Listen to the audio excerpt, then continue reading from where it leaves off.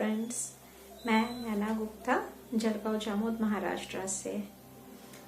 पिछले 8 महीनों से मैं ध्यान से जुड़ी हुई हूँ और ध्यान से जुड़ने का कारण मेरा ऐसा रहा है कि मैं अपने लाइफ में जो भी सर्कमस्टेंसेस थे, चैलेंजेस थे, उनको लेकर एक बहुत ही तकलीफ में थी और इसीलिए मैं साईं बाबा की डिवोटी, साईं बाबा को भी बहुत प्रे करती थी। उनसे एक पॉजिटिविटी तो आई थी लाइफ में, बट पीस ऑफ माइंड नहीं था, मन में शांति नहीं थी। और इन्हीं सब के चलते ऐसे एक मेरी धारणा बनी हुई थी कि जितने ज़्यादा मैं पारायण करूँगी, पूजा पाठ करूँगी, तो उनसे मेरी लाइफ चेंज हो जाएगी।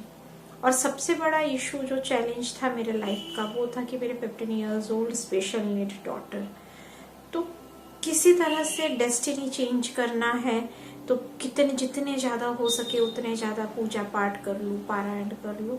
तो इन्हीं सब के चलते मैंने काफ़ी सारे साईं बाबा के पारायण ग्रुप्स ज्वाइन किए हुए थे और उन्हीं साईं बाबा के पारायण ग्रुप्स में मेरी पहचान हुई थी एक कनाडा की सुधा जी से। सुधा जी ने ही मुझे PSSM और मेडिटेशन से जोड़ा। 8 महीने पहले उन्होंने मुझे बोला कि नैना, तुम इतनी परेशान हो तो तुम क्यों नहीं मेडिटेशन स्टार्ट करती, तुम्हें मेडिटेशन ट्राई करना चाहिए, इससे ज़रूर तुम्हें हेल्प मिलेगी, तुम्हारे जो जितने भी इश्यूज है, चैलेंजेस है, वो उसमें तुम्हें बेनिफिट मिलेगा। तो और मैं ऐसे तो कोई खास मुझे इंटरेस्ट था नहीं, बट उन्होंने बहुत इंसिस्ट किया तो इसलिए मैंने ज्वाइन किया। बट आज मैं बहुत थैंकफुल हूँ उनकी कि उन्होंने मुझे PSSM से जोड़ा, रोज़ मैडम से इंट्रोड्यूस कराया।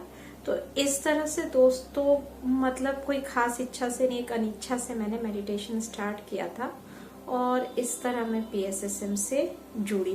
लकीली जब सुधा जी ने मुझे PSSM के बारे में, मेडिटेशन के बारे में बताया, तो तभी रोज़ मैम का फर्स्ट बैच स्टार्ट हो रहा था ऑनलाइन सेशंस का, और मुझे तो कुछ पता नहीं था।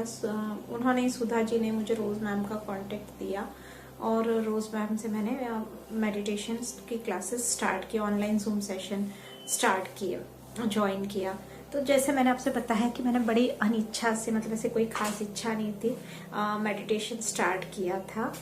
बट उसके 2-3 दिन में ही मेरे साथ में ऐसे हुआ कि मेरे हस्बैंड कोविड पॉजिटिव पेशेंट के कांटेक्ट में आ गए थे। तो यूजुअल अगर मैं नॉर्मल रहती तो मैं बहुत पैनिक करती, बट मेडिटेशन स्टार्ट ही किया था कि मैं इतनी शांत हो चुकी थी कि इतनी वर्स्ट सिचुएशन आने के बाद में भी कोई पैनिक नहीं था, बड़े शांति से सभी को संभाल रही थी, सभी को हैंडल कर रही थी। तो मुझे फिर तब रियलाइज़ हुआ कि अरे, जिसने, मतलब मैं जो छोटी छोटी बातों में परेशान हो जाती थी, 2-4 दिन के मेडिटेशन में अगर मैं इतनी शांत हो चुकी हूँ, तो ये मेडिटेशन तो सच में पावरफुल चीज़ है, मैंने इसे ट्राई करना चाहिए। और इस तरह से मुझे मेडिटेशन के अंदर इंटरेस्ट आने लगा और फिर मैंने मेडिटेशन रेगुलर बेसिस पर करने लगी। बताया, मेडिटेशन में आने का सबसे बड़ा रीज़न जो था वो थी मेरी डॉटर, और सिर्फ उसी इंटेंशन से मैं आई थी कि मैं किसी तरह से जो उसको लेकर चैलेंजेस फेस कर रही हूँ, उन चैलेंजेस को मैं ओवरकम कर सकूँ। जिनके स्पेशल नीड चिल्ड्रंस होते हैं, तो वो लोग इस सिचुएशन को बहुत अच्छे से जानते होंगे कि जो नॉर्मल बच्चे रहते हैं उनके कंपैरेटिवली स्पेशल नीड चाइल्ड्स की केयर लेना कितना मुश्किल होता है। तो वही सारी चीज़ें मैं भी फेस कर रही थी और साथ में दूसरे चैलेंजेस थे। जैसे मैं थी अपने एकेडमिक कैरियर्स में ऑलवेज टॉपर और मेरा करियर भी अच्छा था। तो मुझे बेटी का बर्थ हुआ तो उसकी केयर लेने के लिए मुझे अपना करियर छोड़ना पड़ा। फिर उसके बाद में बेटी स्पेशल नीड चाइल्ड है तो ऑब्वियस है कि पढ़ना लिखना कुछ नहीं जानती, शी हैज़ लर्निंग डिसेबिलिटी। तो उसके कारण लोग फिर लोग वो भी करते थे क्वेश्चन कि मम्मा तो इतनी होशियार थी, मम्मा तो हमेशा पढ़ाई में टॉप पर रहती थी, और बेटी ऐसी कैसी है कि खुद का नाम भी नहीं लिख पाती है। लोगों के क्वेश्चंस रहते थे, कौन से क्लास में जा रही है, अरे पढ़ाई नहीं करती है, पढ़ना नहीं जानती है, स्कूल नहीं जाती है, जान के क्वेश्चंस करते थे। फिर उसके बाद में बेटी देर से चलने लगी, when she was 3 years old, तब तक ना तो वो बैठती थी, ना बोलती थी, ना चलती थी। तो वो क्वेश्चंस लोगों के रहते थे, ये क्यों नहीं चलती है, ये क्यों नहीं बैठती है, बोलती है। और इंस्पायर्ड जब वो चलने, बैठने, बोलने लग गई, तो उसके बाद में भी इवन आफ्टर 10-12 ईयर्स भी लोग अब भी वो क्वेश्चन करते हैं, क्यों वो छोटी थी तो वो बोलती नहीं थी ना, वो चलती नहीं थी ना, फिर अब चलती है, अब करती है, जिससे उसके चलने में डिफेक्ट्स है। तो वो क्वेश्चंस, तो इस तरह से मतलब इतने क्वेश्चंस, और डायरेक्टली इनडायरेक्टली मुझे ब्लेम करना कि तुम रिस्पॉन्सिबल हो उसके इस कंडीशन में, तुम्हारे अंदर कोई कमी थी, तुम्हारे अंदर कोई प्रॉब्लम थी, तो इसके लिए बेटी ऐसे हो गई है। तो कहीं ना कहीं मुझे ऐसे लगता था कि इन लोगों को सबके सामने अगर मुझे खुद को प्रूव करना है कि मैं गलत नहीं हूँ, मेरे अंदर कोई कमी नहीं है, तो उसके लिए बेटी का पढ़ना लिखना आ जाना, बेटी ने ठीक हो जाना चाहिए। तो इन लोगों को सबको मैं प्रूव कर दूंगी कि नहीं, शी इज नॉट, इसमें मेरी कोई फॉल्ट नहीं है जो भी वो कंडीशन में है। तो अब ये करने के लिए बाय हुक और बाय क्रुक मैं कैसे भी उससे बेटी को पढ़ाना चाहती थी। तो इसके लिए क्या होता था कि मैं बहुत उसको प्रेशराइज करती थी। अब जो चीज उसकी कैपेबिलिटी में ही नहीं है, वो चीज मैं कितना भी करवा लूं, वो कैसे करेगी। तो उसके कारण हमारे रिलेशंस खराब हो रहे थे, उसके अदर्स जो है बिहेवियरल इश्यूज वो स्टार्ट हो गए थे। पहले ही वो मेडिकल टर्म में बोले तो ADHD child, hyper active child, she can't sit even for a single second, एक जगह पर बैठ नहीं सकती थी वो।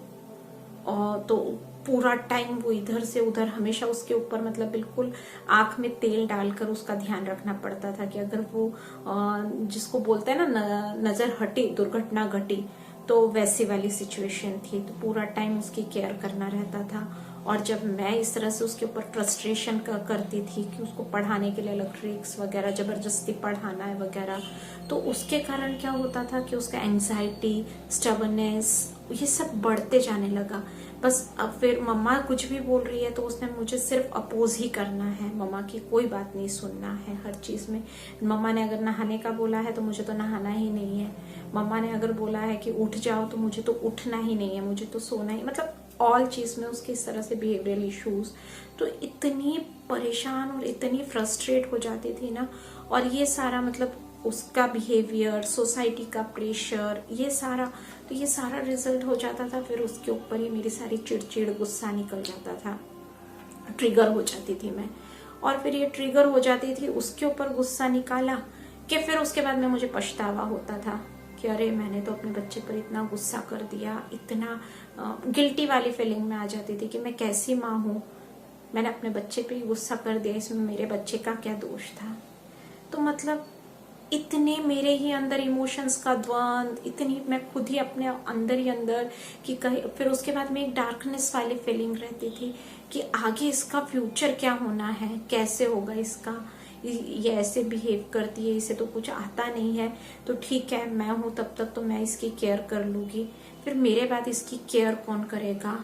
और जब वो उसको मैं पढ़ाने की, सिखाने की चीजें सिखाने की कोशिश करती थी, वो नहीं कर पाती थी, तो एक हेल्पलेस वाली फीलिंग, इतना हेल्पलेस फील लगता था कि मैं कुछ ही नहीं कर सकती हूँ, एक माँ होकर मैं अपने बच्चे के लिए कुछ नहीं कर पा रही हूँ। वो हेल्पलेस, मतलब इतने इमोशंस का मेरे अंदर द्वंद चलता रहता था, इतने इमोशंस, इतने, और इन सभी इमोशंस के कारण ऑल टाइम थॉट्स में रहना वगैरह, बहुत परेशान रहती थी। और वो सारा फ्रस्ट्रेशन, वो सब मतलब आई कांट एक्सप्लेन कि वो कैसे था। और मुझे लगता है कि सारे स्पेशल नीड्स चाइल्ड्स के पेरेंट्स ये सारी स्थिति से गुजरते रहते हैं। और ये सब जो द्वंद चलते रहते थे, कभी मैंने अपने बच्ची को ब्लेम नहीं किया, कभी भी मैंने उसको ऐसे अनवांटेड फीलिंग नहीं आई मेरे लाइफ में कि ये मेरे ऊपर बोझ है, बोझ वाली फीलिंग नहीं आई मेरे अंदर। बट हाँ, मुझे लगता था कि मैं इसकी लाइफ कैसे सेटल करूं, कैसे मैं इसको सेल्फ डिपेंड करूं, और मतलब इन्हीं सब चीजों में मैं परेशान रहती थी, तकलीफ में रहती थी। जब मैंने मेडिटेशन स्टार्ट किया, I am so grateful to Rose ma'am ने मुझे कुछ चीजें इतनी अच्छी सिखाई। मैम ने फॉरगिवनेस बताया, मैंने फॉरगिवनेस सीख करना स्टार्ट किया अपने बेटी के सोल से। और फॉरगिवनेस मेडिटेशन स्टार्ट करने को 15 या 20 डेज ही थे कि मुझे पास्ट लाइफ डिकोड्स होने लगी, मुझे पता चला कि एक पास्ट बर्थ में वो मेरी मदर थी, हम लोगों के जो रिलेशंस थे, वो सारी चीजें समझ में आने लगी। मैंने उसकी सोल से और फॉरगिवनेस सीख किया, तो चीजें सुधरती गई। जो बेटी की तरफ से मैं मतलब मुझे ये था कि मैं हमेशा मतलब वो मुझे अपोज करती थी हर चीज में, मम्मा को नहीं बोलना है, उसका जो जिद्दीपना एंग्जाइटी थे वो सारे अपने आप चले गए। मतलब उसका ये जो जिद्दीपना है, एंग्जाइटी है, इनके लिए तो इवन मैंने साइकेट्रिस्ट से भी कंसल्ट किया था, पर मुझे कोई हेल्प नहीं मिली थी। बट एक टूल फॉरगिवनेस, उसने मैजिक कर दिया, बिल्कुल बेटी का बिहेवियर सुधर गया। अब लास्ट 7 मंथ्स हो चुके हैं, वो बहुत अच्छे से मेरी बातें सुनती है। बेटा नहा लो तो नहा लेगी, बेटा चलो अभी जग जाओ, चलो मम्मा को थोड़ी सी हेल्प कर दो ना किचन में, मम्मा को थोड़े से बर्तन अरेंज करने में हेल्प कर दो। तो वो अब सुनने लगी है मेरी बातें, ये चेंज हुआ। फिर उसके बाद में मैम ने सेकेंड चीज जो मुझे बताई वो थी सोल प्लान।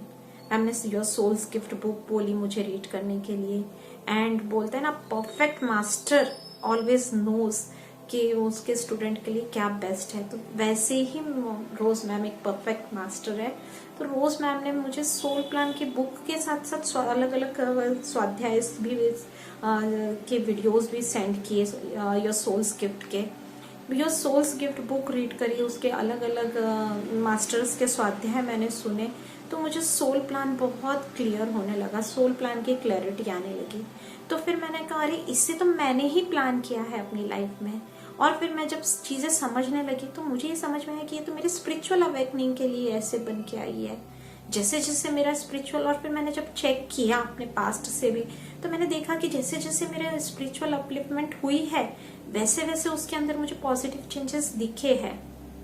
तो फिर अब मैं थैंकफुल होने लगी उसके लिए कि थैंक यू, तुम मेरे लाइफ में आई तो मेरे स्पिरिचुअल अवेकनिंग होने लगी है। और सिर्फ मेरी ही नहीं, मैं मेडिटेशन में आई तो मैंने अपने पेरेंटल साइड की जो फैमिली है, मेरे मम्मी पापा भाभी, उन सबको भी मैं मेडिटेशन से जोड़ा। तो अब मैं उसको थैंक्स देने लगी। तो चीजें अब मैं उसके लिए एक्सेप्टेंस मोड में आ चुकी हूँ, टोटली एक्सेप्टेंस मोड में हूँ। तो पहले जो मतलब मुझे डार्कनेस फील होता था उसके लिए, अब डार्कनेस नहीं फील होता है। अब मुझे लगता है she has her own soul plan, उसका अपना सोल प्लान है, वो अपना सोल प्लान लेकर आई है, तो मैं क्यों उसके सोल प्लान में इंटरफेयर करूं। एज अ मदर मेरी जो रिस्पॉन्सिबिलिटीज है, मेरी जो ड्यूटीज है, वो सारी मैं फुलफिल करती हूँ। उसको आज भी ऐसा नहीं है कि मैंने अब छोड़ दिया है या वो सुधर गई है, वो भी सुधरी नहीं है और मैंने उसको सिखाना छोड़ा नहीं है। बट जो एक्सपेक्टेशन रखती थी कि नहीं इसने सीखना ही है, इसने ये करना ही है, वो सारी एक्सपेक्टेशंस खत्म हो चुकी है अब मेरी। एज अ मदर मैं मेरी रिस्पॉन्सिबिलिटी कर रही हूँ, उसका भी अपना सोल प्लान है, she will work according to her soul plan and I have to support her soul plan. ये फीलिंग आ गई है। और जब से ये फीलिंग आ गई है ना, तो चीजें परिस्थिति अपने आप, जो पहले इतने सारे नेगेटिव इमोशंस मेरे अंदर थे, जैसे मैंने बोला मैं फ्रस्ट्रेट हो जाती थी, तो अब फ्रस्ट्रेशन का सवाल ही नहीं है। अब कोई मुझे कुछ बोलता भी है तो वो चीजें मुझे असर ही नहीं करती है। जो मुझे पहले शेम फील होता था कि मेरी बेटी पढ़ नहीं सकती है, तो आज मुझे वो शेम फील नहीं होता है। ओके, इट्स ओके, जरूरी नहीं है हर किसी का बच्चा पढ़ा लिखा ही हो, नहीं है तो मेरा बच्चा नहीं है, वो पढ़ी लिखी नहीं है, but she is a bundle of Joy for me. तो अब वो चीजें चेंज हो चुकी है, मेरा मतलब जो एंगल है देखने का वो चेंज हो चुका। और जैसे मैम बोलती है ऑलवेज हमको अवेयरनेस में होना चाहिए, अवेयरनेस बढ़ानी चाहिए, तो मेरी अवेयरनेस बढ़ गई है। तो now I am always aware of my thoughts. तो जब मैं अपने थॉट्स को लेकर अवेयर हूँ, मेरे तो कोई नेगेटिव थॉट आने भी जब लगता है तो मैं उसको वहीं झटक देती हूँ। तो इतनी हैप्पियर लाइफ हो गई है बेटी को लेकर। फिर मुझे चीजें समझ में आने लगी कि हम, वो तो स्पेशल नीड चाइल्ड है, हम अपने नॉर्मल बच्चे पर भी कितना बर्डन डालते हैं, कितना प्रेशराइज करते हैं।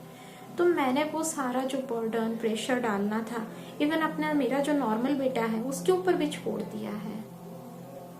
अब मैं उससे दूसरे पेरेंट्स की तरह मैं कभी उसको पढ़ाई या रैंक की होड़ में नहीं डालती हूँ।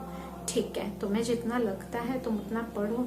और फ्रेंड्स, अब वो ज्यादा बेटर करने लगा है पहले के कंपैरेटिवली। ये बेनिफिट्स मुझे अपने बच्चों के साथ में मिले मेडिटेशन से।